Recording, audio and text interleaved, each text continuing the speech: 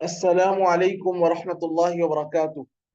الحمد للہ رب العالمین والصلاة والسلام علی رسول اللہ الامین نبینا محمد وعلی آلہ وصحبہ الطیبین الطاہرین، اما بعد۔ باب الاعراب۔ انشاءاللہ ہم نے کلام کی بحث کو پڑھ لیا کہ کلام کیا ہے اور کلام کس چیز سے مل کر بنتا ہے، کلام کے اجزاء کیا ہیں، اسم فعل حرف، ان کی علامات بھی ہم نے پڑھ لی کہ اسم کی کیا علامات ہیں، فعل کی کیا علامات ہیں، حرف کی کیا علامات۔ اب آگے چلتے ہیں باب الاعراب پر۔ یہ علم النحو کا بہت ہی اہم موضوع ہے باب الاعراب، اور اس کے لیے کچھ باتیں ہیں جو مجھے آپ کو پہلے ایکسپلین کرنی ہے انشاءاللہ، پھر ہم اس کو شروع کرتے ہیں۔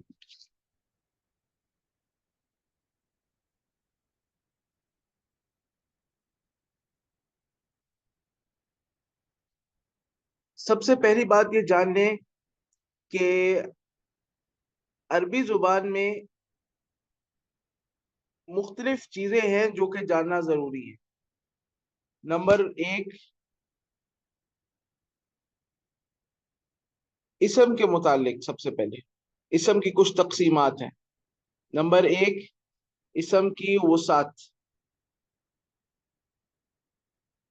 اس سے کیا مراد ہے؟ اس سے مراد ہے اسم کا معرفہ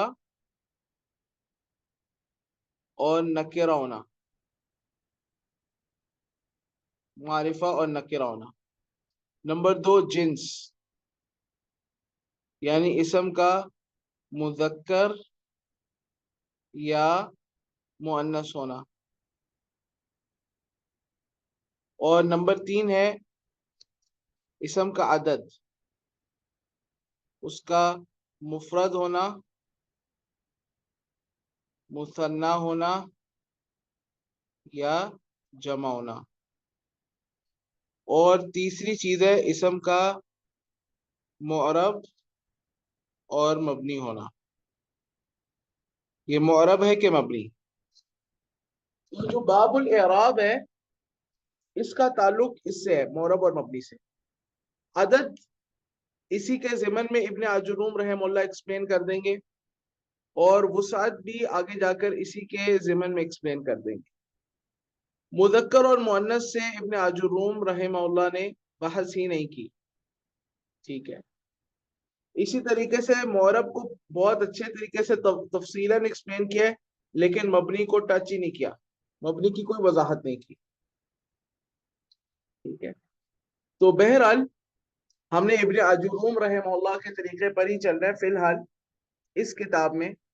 اگر ابن عجروم رحمہ اللہ نے یہاں پر آپ کو مبنی نہیں بتایا تو میں بھی مبنی بہت تفصیل سے نہیں بتاؤں گا، ہاں جو ضروری بات ہے وہ بتا دوں گا انشاءاللہ۔ اور عدد کے اندر مفرد، مثنی، جمع، یہ ابن عجروم رحمہ اللہ نے ضمناً بتایا، تو میں بھی ضمناً آپ کو یہ بتا دوں گا انشاءاللہ۔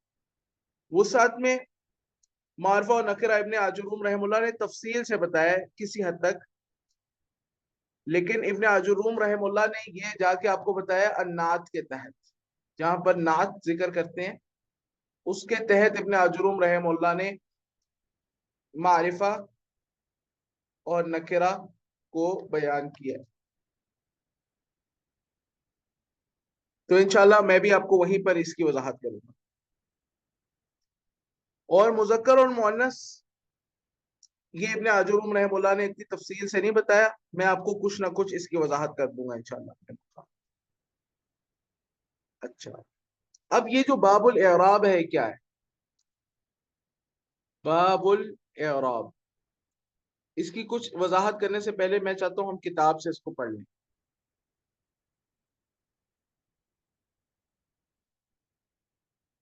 فرماتے ہیں باب الاعراب: الاعراب هو تغيير أواخر الكلم لاختلاف العوامل الداخلة عليها لفظا أو تقديرا،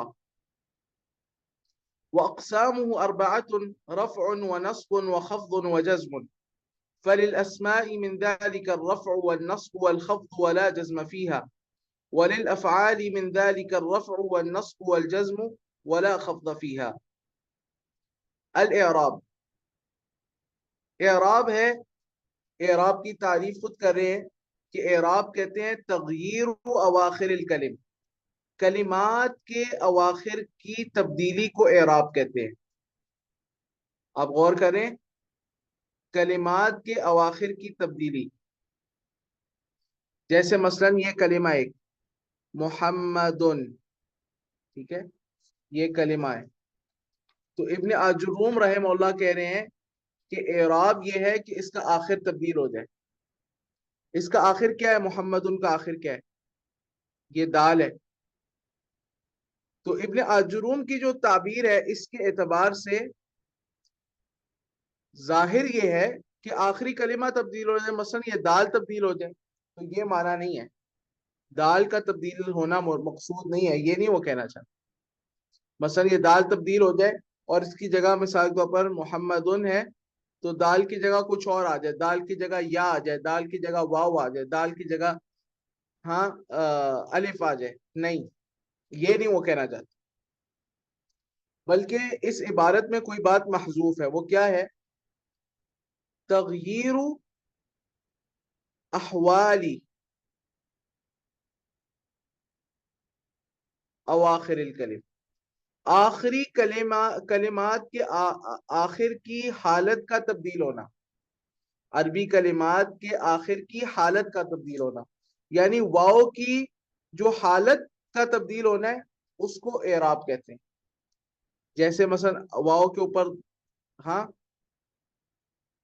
تنوین تھی، ضمہ تھا، اور میں نے آپ کو بتایا جو دوسرا ضمہ ہے وہ تو تنوین ہے،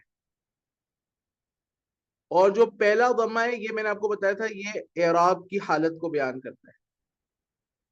یہ اعراب کی علامت، اور بعض اسی کو اعراب بھی بول دیتے. تو اس ضمہ کا تبدیل ہونا، یہ کس میں تبدیل ہو جائے؟ مثلا ضمہ سے کیا ہو جائے؟ فتحہ ہو جائے. محمدن تھا تو محمدن سے کیا ہو جائے؟ محمدن. محمدن تھا، محمدن سے کیا ہو جائے؟ محمدن. تو یہ ہے ہوا تغییر و اواخر الکلم. یہاں تک مفہوم ہے نا بات؟ ٹھیک ہے.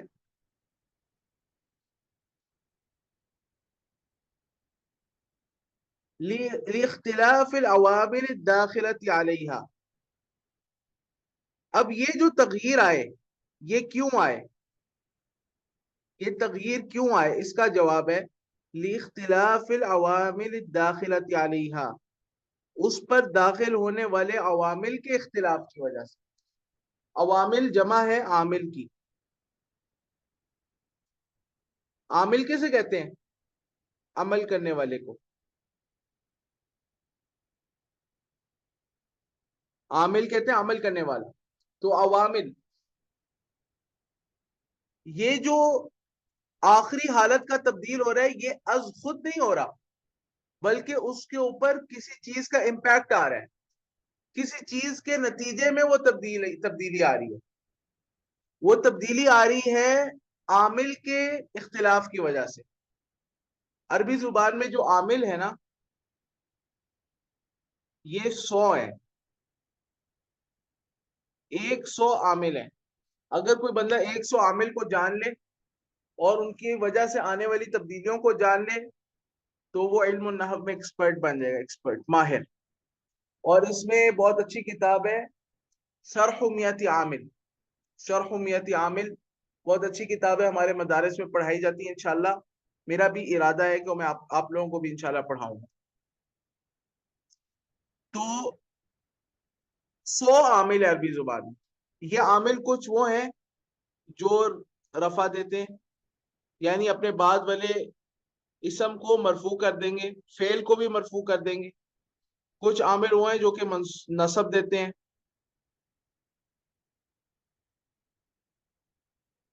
ہاں منصوب کر دیں گے. کچھ وہ ہیں جو کہ جر دیتے ہیں، کچھ جو ہے وہ جزم دیتے ہیں. ٹھیک ہے. تو یہ عوامل کی بنیادی طور پر 4 قسمیں ہیں: عامل رافع، عامل ناصب، عامل جار اور عامل جازم. تو یہ عامل کی اقسام ہے، انشاءاللہ میں آپ کو آگے تفصیل سے بتاؤں گا انشاءاللہ. ابھی صرف آپ کانسیپٹ سمجھیں، تصور درست کر لیں.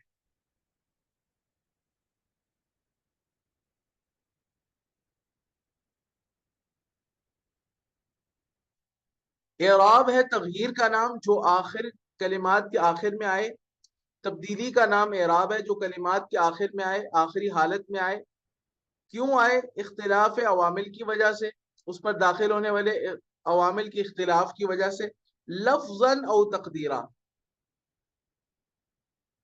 کبھی یہ تبدیلی الفاظ میں آتی ہے، کبھی یہ تبدیلی تقدیری طور پر آتی ہے. تقدیری کا کیا معنی ہوتا ہے؟ تقدیر کا معنی ہوتا ہے یعنی ہم اس کو مقدر سمجھتے ہیں، ہم اس کو ایزیوم کرتے ہیں کہ یہ تبدیلی آ رہی ہے. ہم اس کو کیا کہتے ہیں، یعنی وہ تبدیلی ہمارے اندازے میں آتی ہے، حقیقت میں لفظوں میں نہیں آتی. آپ یوں بھی کہہ سکتے ہیں ہڈن ہوتی ہے، اپیرنٹ نہیں ہوتی. اچھا، اب اس کو میں آپ کو ایکسپلین کرتا ہوں. یہ تو میں نے آپ کو صرف عبارت جو ہے اس کو ہاں کھول دیا ایک ایک نظر آپ کے لیے. اب ہم اس کو جو ہے نا، میں آپ کو اس کی وضاحت کرتا ہوں انشاءاللہ.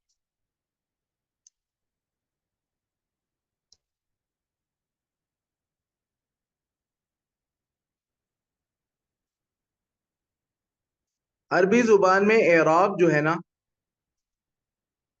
یہ چار ہیں. اعراب کتنے ہیں ٹوٹل؟ چار ہیں. مرفوع، منصوب، مجرور، اور مجرور کو ابن عجلون کہتے ہیں مخفوض، اور مجزوم. یہ چار کیا ہیں؟ اعراب ہے. جو مرفوع اور منصوب ہیں یہ اسماء میں بھی ہوتے ہیں اور افعال میں بھی.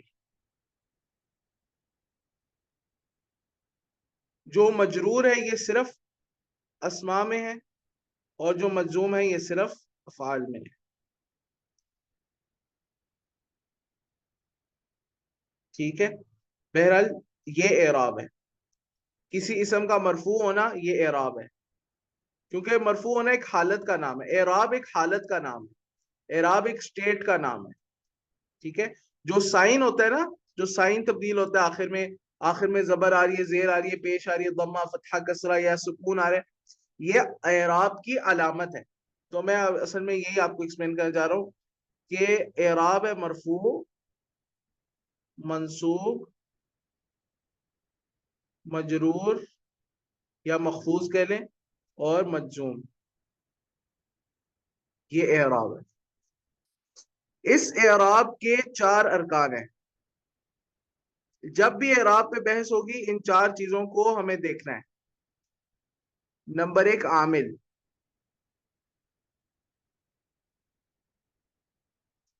نمبر دو، معمول.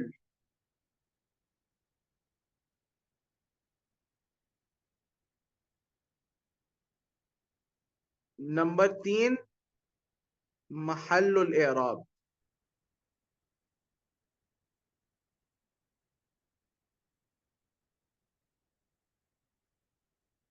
نمبر چار، علامت الاعراب.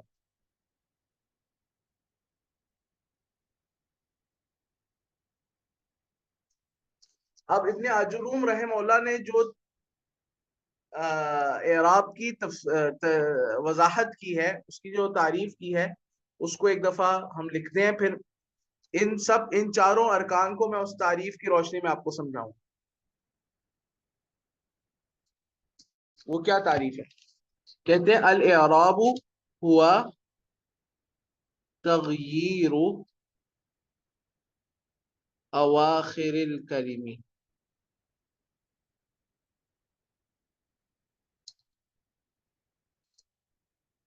لاختلاف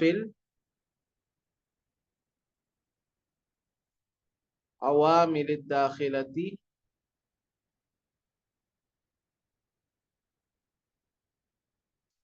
अलैहा लफ्ज़न औ तकदीरा। अब आपने समझ लिया।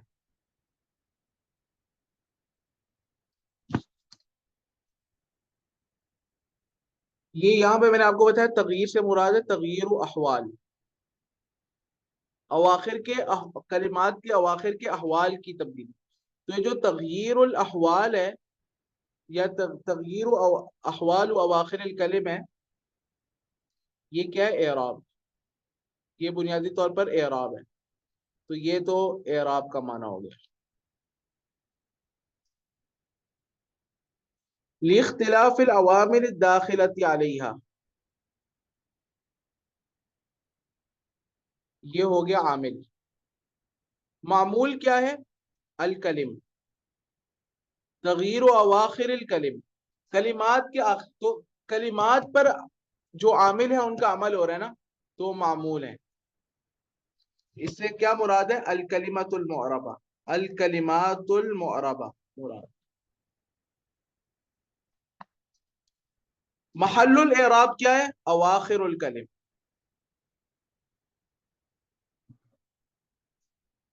कलिमात का आखिर, आखिरी हर्फ वो क्या है? महल्लुल एराब। आखिरी हर्फ किसी भी कलिमे का वो क्या है? महल्लुल एराब। एराब, उस एराब की अलामत उस पर जाहिर होती है। और अलामतुल एराब क्या है? हाँ, वो लफ्जन और तकदीरा, वो जो तगयीर आ रहा है लफ्जन और तकदीरन, ये क्या है? अलामतुल एराब। तो इसके अंदर ये सारी चीजें, अब मैं आपको इसको वजाहत करता हूँ इसकी इंशाअल्लाह।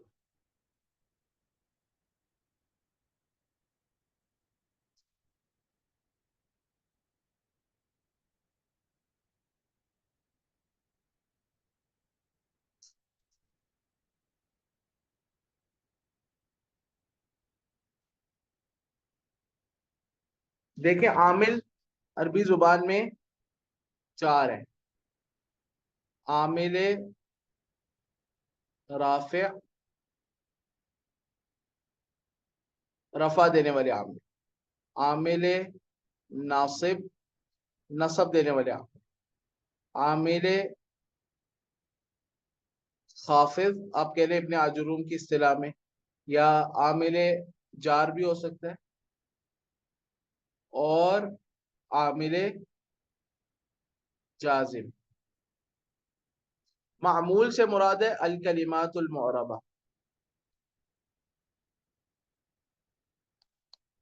और ये अरबी जुबान में दो हैं, अल इस्म, अल इस्मुल मुतमक्किन,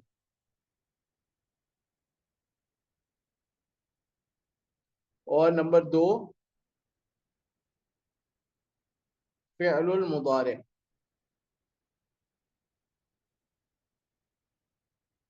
लेकिन इसमें आगे तफसील है कि फ़िअल मुदारे वो कि जिसके आखिर में नून निस्वा ना हो, या हाँ नून तौकीद ना हो। इंशाल्लाह वो आगे वजाहत में करूंगा। महल्लुल एराब, ये क्या है? महल्लुल एराब क्या होता है? अवाखिरुल कलिम।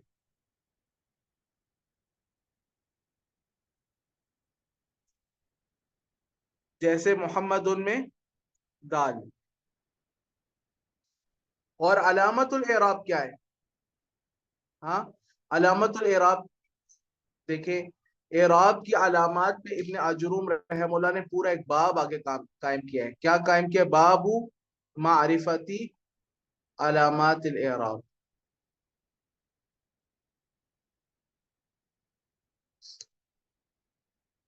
बुनियादी तौर पर आसानी के लिए समझ लें कि अगर इसम के आखिर में दम्मा है तो हम कहते हैं कि इसम क्या है? मरफू है। ये सिंपल तौर पर बता रहा हूं, इसमें तफसील है।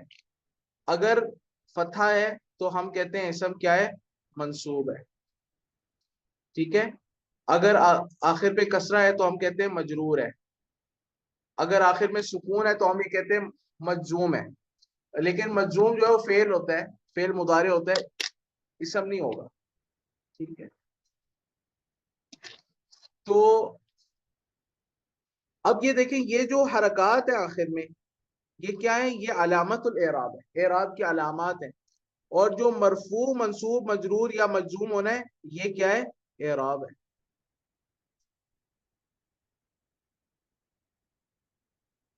سمجھ میں آ رہی ہے نا یہ بات؟ مفہوم والا لا؟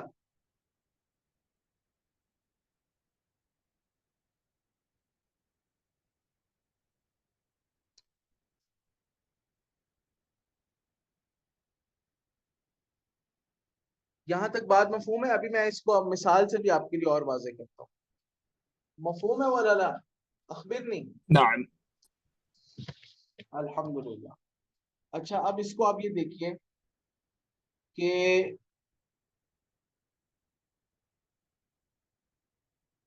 مثال آپ اس کی لیجیے۔ ہمارے پاس ایک کلمہ ہے رجلن، رجلن۔ اب قرآن کریم کے 3 مقام میں آپ کے سامنے لکھتا ہوں، رجلن وہاں پہ استعمال ہو رہا ہے، لیکن ہر جگہ اس کا اعراب مختلف ہے۔ جہاں پہ رجل مرفوع آ رہا ہے وہاں پہ ہے سورہ قصص کی آیت نمبر 20، وجاء رجل۔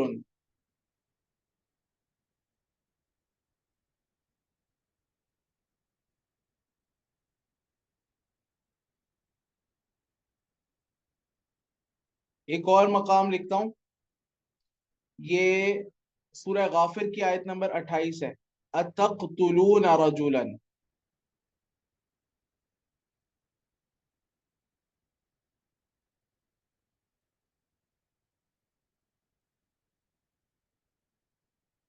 اور جہاں پہ مجرور ہو رہے ہیں وہ ایک مثال سورہ یونس کی آیت نمبر 2،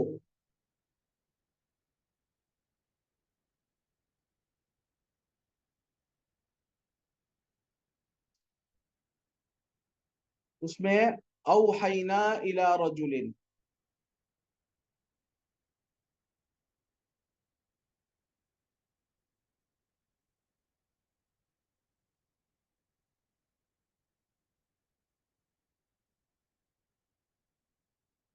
اب دیکھیں رجل ایک جگہ رجلن ہے، ایک جگہ رجلن ہے، ایک جگہ رجلن ہے۔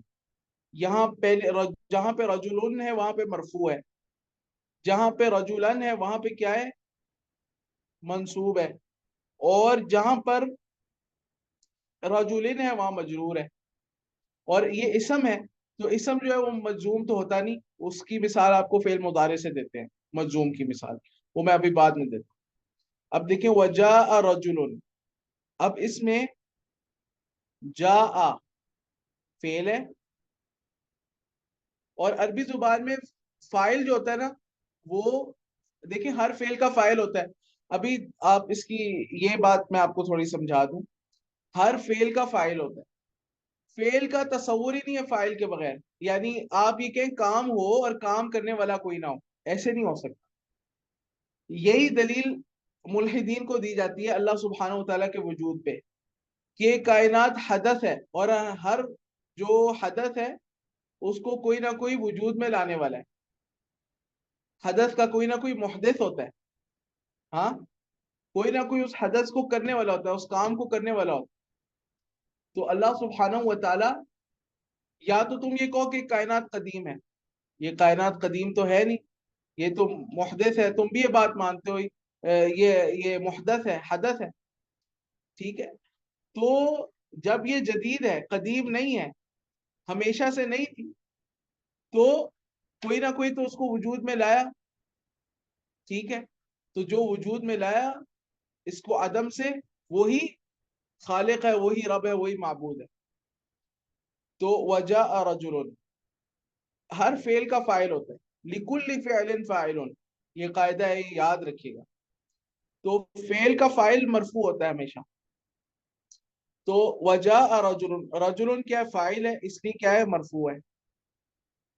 اب آپ یہ دیکھیں جاء فعل جو ہے یہاں پہ کیا ہے؟ عامل، اور یہ عامل رفع ہے فاعل کے لیے. یہ فعل عامل نصب ہوگا مفعول کے لیے، لیکن عامل رفع ہے فاعل کے لیے. ٹھیک ہے، یہ لکھ دیتے عامل رفع برائے فاعل. اور رجل فاعل ہے اس لیے مرفوع ہے. تو رجل یہاں پہ کیا ہے؟ معمول. یہ جو جا فعل عامل ہے یہ معمول پر عمل کر رہا ہے اور اس کو مرفوع دے رہا ہے، اس کو رفع دے رہا ہے، اس کو مرفوع کر رہا ہے. اور یہ جو آخر میں لام ہے یہ کیا ہے؟ محل اعراب، محل الاعراب. اور یہ جو پہلی ضمہ ہے یہ کیا ہے؟ یہ اعراب ہے، یا آپ یوں کہہ لیں کہ علامت الاعراب ہے.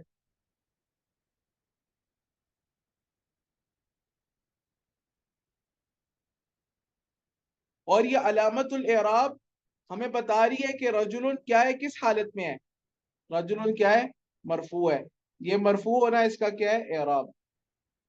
تو بھائی اعراب کے چار ارکان ہیں، ایک عامل، ایک معمول، ایک محل اعراب، ایک علامت اعراب. ان چاروں ارکان سے ہمیں کیا پتا چلتا ہے؟ اعراب. یہ ابھی تک میں نے آپ کو بات سمجھائی. تو جاء فعل ماض مبني على الفتح لا محل له من الاعراب، رجل فاعل مرفوع علامة رفعه الضمة الظاهرة. اس طرح ہم نے اعراب کرنا ہوتا ہے. یہ اعراب کرنا میں آپ کو سکھاؤں گا انشاءاللہ. سارا اعراب پورے قرآن کا اول تا آخر آپ خود آرام سے اعراب کریں گے انشاءاللہ. کوئی بھی نص عربی کی آ جائے، کوئی بھی شعر آ جائے، آپ اس کا اعراب کریں گے.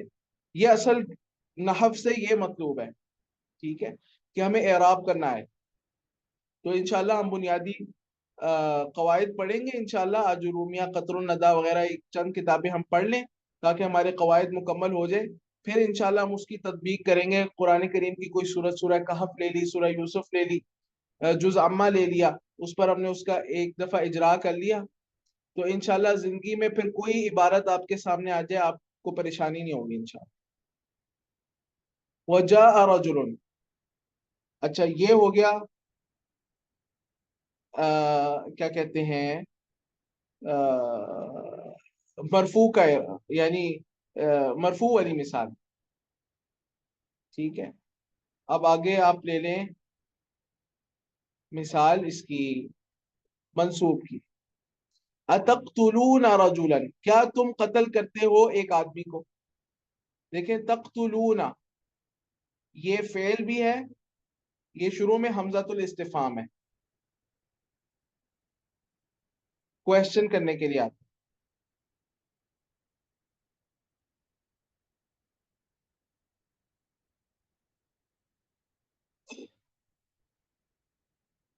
اتقتلون میں فعل ہے اور یہ جو واو ہے نا یہ فاعل ہے.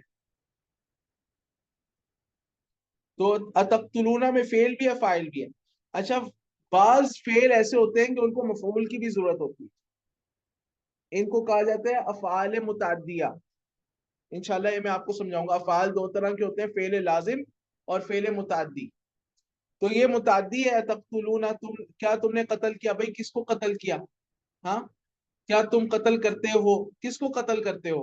رجولن ایک آدمی کو. ٹھیک ہے، تو یہ مفعول ہے. عربی زبان میں مفعول کا قاعدہ ہے کہ مفعول ہمیشہ کیا ہوتا ہے؟ منصوب ہوتا ہے. مفعول بھی کیا ہوتا ہے؟ منصوب ہوتا ہے. تو یہ منصوب ہے. اچھا منصوب کیوں؟ کیونکہ مفعول بھی ہے. یہ میں دیکھ لیتا ہوں. اب دیکھیں یہ کیا ہے. تقتلون سے شروع کرتے ہیں.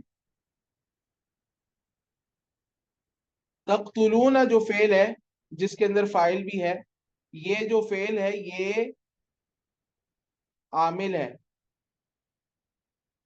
فاعل کے لیے تو عامل رافع ہے اور مفعول کے لیے عامل ناصب ہے. عامل نصب برائے مفعول. فعل اپنے فاعل کو رفع دیتا ہے اور فعل اپنے مفعول کو منصوب کرتا ہے. تو عامل ناصب برائے مفعول ہے. اور رجولن یہ کلمت المعربہ ہے، کلمات المعربہ، الکلمات المعربہ میں سے. آپ کلمت المعربہ بھی لکھ سکتے ہیں، ٹھیک ہے. اور یہ جو آخر میں لام ہے، یہ کیا ہے؟ محل اعراب، محل الاعراب. اور یہ جو پہلی زبر ہے، پہلا فتحہ ہے، یہ کیا ہے؟ علامت الاعراب. اور اس کا منصوب ہونا، یہ کیا ہے؟ اعراب. ٹھیک ہے.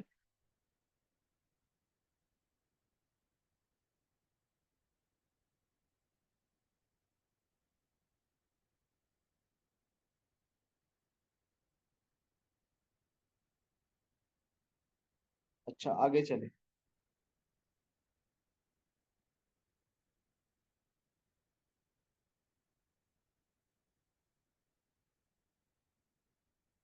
اوحینا الی رجل،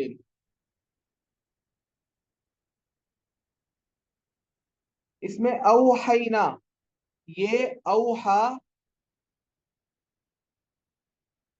یہ کیا ہے؟ فعل.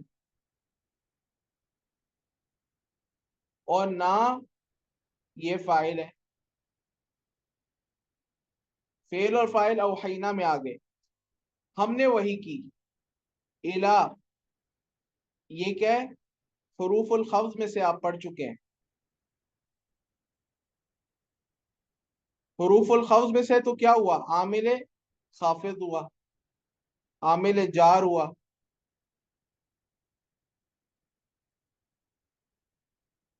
حرف جر ہے. ہاں حروف خافض میں سے ہے تو حرف جر ہے. بالکل حروف الجر میں سے ہے. عامل جر ہے، عامل جار ہے. اور رجولن، یہ کیا ہے؟ الکلمۃ المعربہ.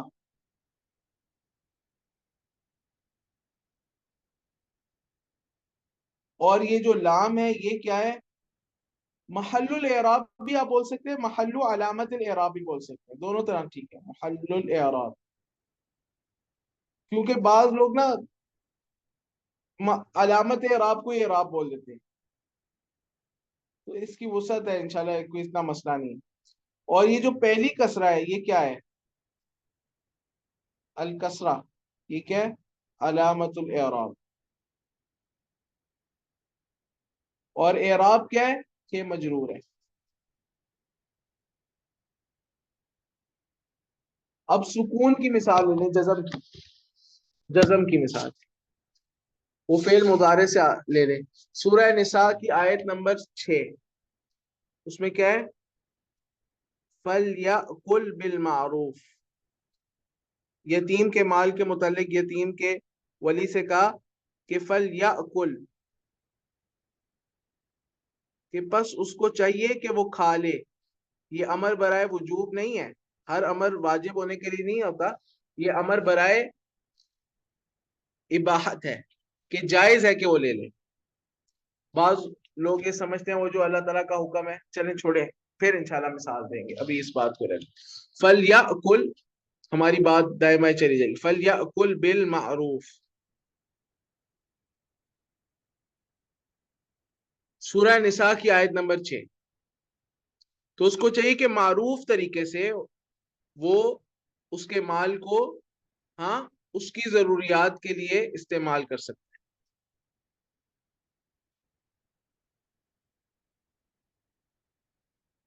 لیکن اس میں بتایا کہ ومن کان غنیا فلیستعفف، جس کے پاس کیا کہتے ہیں اپنا مال موجود ہے تو وہ اس یتیم کا مال لینے سے بچے، اپنی طرف سے بطور صدقہ، بطور احسان یتیم کے اوپر خرچ کرے. لیکن اگر وہ تنگ دست ہے، ومن کان فقیرا، وہ فقیر ہے، خود وسعت نہیں ہے، تو پھر کیا کرے؟ صدقہ اور احسان نہیں کر سکتا، تو پھر کیا کرے؟ فلیأکل بالمعروف. یہ نہیں کہا فَلْيُنْفِقْ عَلَيْهِ بِالْمَعْرُوفِ، بلکہ کہا فَلْيَأْكُلْ بِالْمَعْرُوفِ، تاکہ ایک اس کے دل میں رہے کہ میں کھا رہا ہوں یتیم کا مال، ٹھیک ہے، میں استعمال کر رہا ہوں. بلکہ خرچ تو اس نے اسی پر کرنا ہے، لیکن بس اس کو تنبیہ رہے کہ بھائی یہ میرا مال نہیں ہے، اس لیے عقل کے لفظ سے تعبیر کیے. اس میں حکمت ہے. فَلْيَأْكُلْ بِالْمَعْرُوفِ. تو اب دیکھیں یہ اصل میں تھا یا کلو،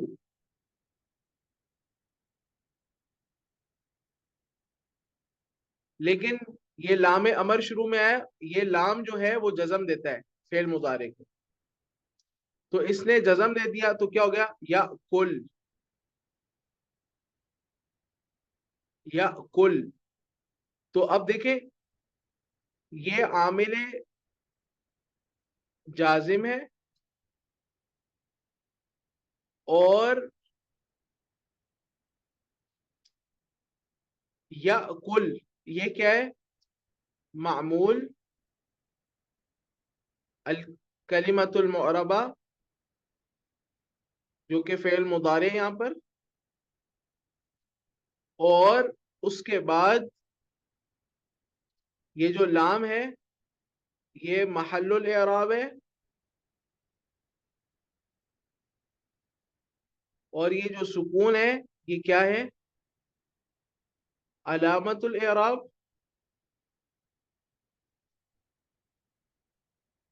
اور اس کا اعراب کیا ہے، مجزوم۔ یہ فعل مضارع کیا ہے، مجزوم، مجزوم ہونا اس کا اعراب۔ اب ہم کتاب کی طرف چلتے ہیں، کسی ساتھی کا کوئی سوال ہے تو کر سکتا ہے انشاءاللہ ابھی تک۔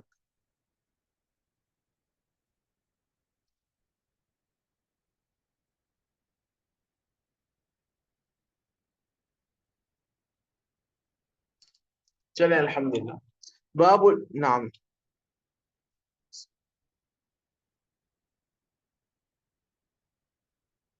نام لا حرج، عامل رافع، عامل یعنی عامل کا مطلب ہوتا ہے جو عمل کرنے والا ہے، عامل میں نے آپ کو بتایا تھا اس کا میننگ ہے عمل کرنے والا، رافع رفع دینے والا، یعنی اسم کو مرفوع کر رہا ہے، اسم کو مرفوع کر رہا ہے۔ عامل نصب، اس عامل ناصب نصب دینے والا، یعنی اسم کو منصوب کر رہا ہے۔ عامل جار اسم کو جر دے رہا ہے، تو مجرور پھر اعراب ہوگا اس طرح، یہ اس طرح ہے۔ اچھا جی نام، اب کتاب پہ آپ دیکھیں باب الاعراب، یہ باب ہے اعراب کے بیان میں۔ الاعراب، اعراب کیا ہے، ہوا تغییر اواخر الکلم، کلمات کے آخر کا بدلنا، اور میں نے کہا آخر کی حالت کا بدلنا، لاختلاف العوامل الداخلۃ علیہا، اس پر داخل ہونے والے عوامل کے بدلنے کی وجہ سے، لفظا او تقدیرا، کبھی کبھی کیا ہوتا ہے کہ جو علامت اعراب ہوتی ہے نا، اعراب کی جو علامت ہوتی ہے وہ لفظوں میں ہوتی ہے، اور کبھی کبھی ازیومڈ ہوتی ہے، میڈ ہوتی ہے لیکن ازیومڈ ہوتی ہے، پتہ ہوتی ہے کہ کیا ہے، اسپیسیفک ہوتی ہے لیکن ازیوم ہوتی ہے، وہاں پہ اپیرنٹ نہیں ہوتی، ہڈن ہوتی ہے۔ جیسے مثال کے طور پر میں آپ کو کہتا ہوں بھائی جا فعل ہے، اور آپ کو پتا ہے فعل کے بعد جو فاعل ہوتا ہے مرفوع ہوتا ہے، تو ایک تو ہمارے پاس آ گیا جا زید، زید مرفوع ہے، نظر آ رہی علامت ظاہر ہے، لیکن اگر میں زید کی جگہ کر دوں موسیٰ، اب نظر آ رہی علامت اعراب، بھائی آخر میں، ہاں یہ جو موسیٰ ہے یہ اسم مقصور ہے، اس کے آخر میں یہ الف ہے، یہ الف اس طرح لکھی گئی ہے یہ الف، ٹھیک ہے، تو یہ اسم مقصور ہے، اسم مقصور وہ اسم ہوتا ہے جس کے آخر میں الف ہو، اس کے آخر میں الف ہے، تو یعنی اب الف کے اوپر تو کوئی حرکت ظاہر ہی نہیں ہو سکتی، نہ پیش، نہ زبر، نہ زیر، کچھ بھی ظاہر نہیں ہو سکتا، لہذا اس کے اوپر کچھ بھی نہیں آئے گا۔ اب ہم یہاں پہ کہیں گے بھائی یہاں پہ یہ موسیٰ جو ہے یہ مرفوع ہے، اور اس کی جو علامت اعراب ہے وہ تقدیرن ہے، لفظاً نہیں ہے، اس میں ضمہ جو ہے وہ تقدیرن موجود ہے۔ یہ معنی ہے کہ اعراب جو ہے وہ کبھی کبھی علامت اعراب جو ہے وہ کیا ہوتی ہے، لفظاً ہوتی ہے، کبھی تقدیرن ہوتی ہے۔ اچھا، تقدیرن ہونے کی تین وجوہات ہیں، 3 ریزنز ہیں کہ اعراب کی علامت تقدیری ہوتی ہے، ہڈن ہوتی ہے، اپیرنٹ نہیں ہوتی. ابھی میں صرف وجوہات لکھ دیتا ہوں، اس کی ایکسپلینیشن کل کے درس میں کروں. والضحا، بالکل بالکل ایسے ہی سیم. اچھا، ریزنز ابھی لکھ دیتا ہوں، ایکسپلینیشن کل کے درس میں ہوگی. نمبر 1 ہے التعذر، نوٹ کر لیں آپ، ایکسپلینیشن کل کے درس میں. التعذر. نمبر 2 الثقل. اور نمبر 3 اشتغال المحل.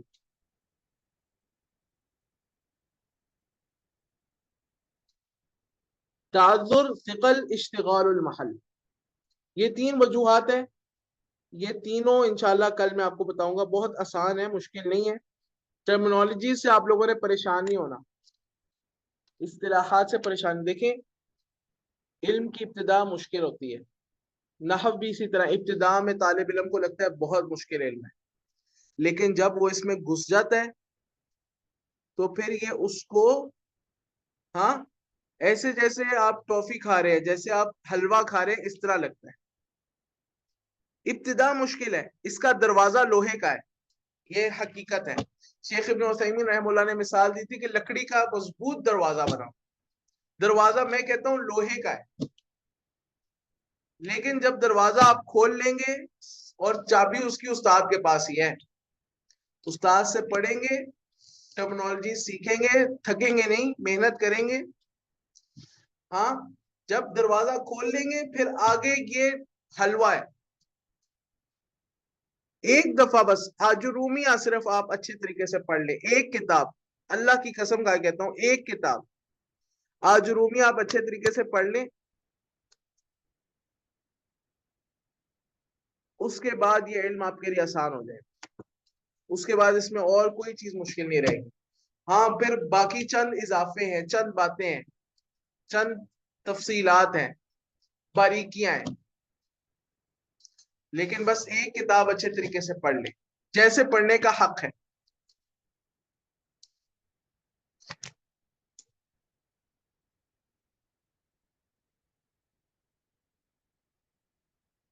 اچھا جی،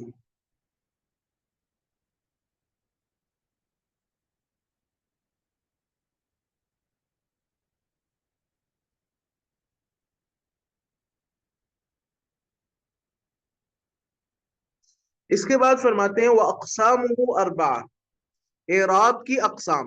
اقسام ای اقسام الاعراب.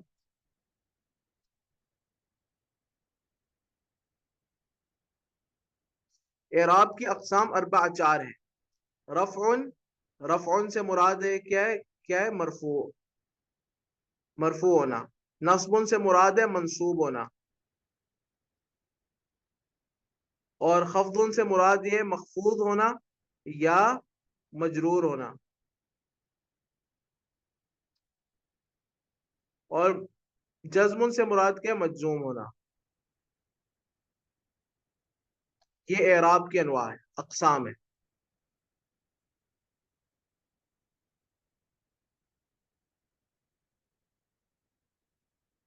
پھر کہتے ہیں فلیل اسمائی من ذالک الرفع والنصب والخفض ولا جزم فیہ. بس جو اسماء ہے من ذالک، ہاں، ان میں سے، ان اقسام میں سے جو اسماء کے لیے ہیں خاص، وہ کیا ہیں؟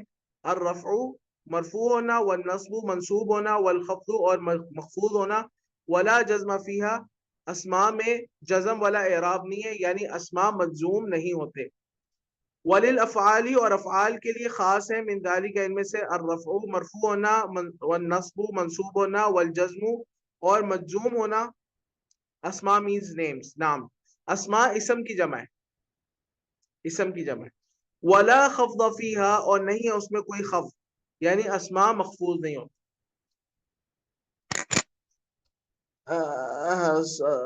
افعال جو ہے وہ محفوظ نہیں ہوتے. افعال جو ہے مرفوع ہوتے ہیں، منصوب ہوتے ہیں، مجزوم ہوتے ہیں، محفوظ نہیں ہوتے.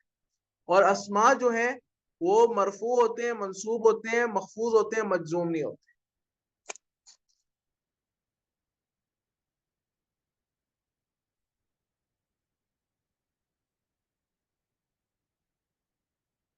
نام. اب آپ کا اس بارے میں کوئی سوال ہے جہاں تک ابھی ہم نے پڑھا ہے اس بارے میں ہو؟ باب الکلام کے بارے میں ہو جو شروع میں تھا، الکلام هو اللفظ المرکب المفید بالوضع، یا باب الاعراب ہو، کسی کا کوئی سوال ہو؟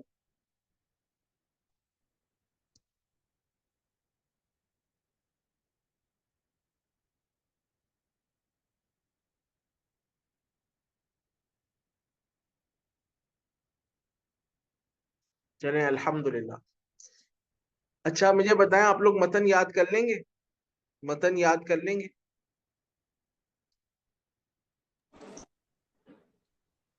السلام علیکم ورحمۃ اللہ وبرکاتہ. نام یا احمد، آپ یہ متن یاد کریں گے؟ استاد اس کی ایک وہ جو ہے الشنقیطی جو ہے عالم، ایک انہوں نے اس کی نظم بھی لکھی ہے، وہ یاد کرنا آسان ہوتی ہے سے یاد کرنا. ٹھیک ہے، جو نظم یاد کرنا چاہتا ہے نظم یاد کرے، لا حرج، نظم یاد کریں. لیکن کم از کم اس کا اچھا، میرے جو استاذ تھے جن سے میں نے آجرومیہ پڑھی وہ یہ کہتے تھے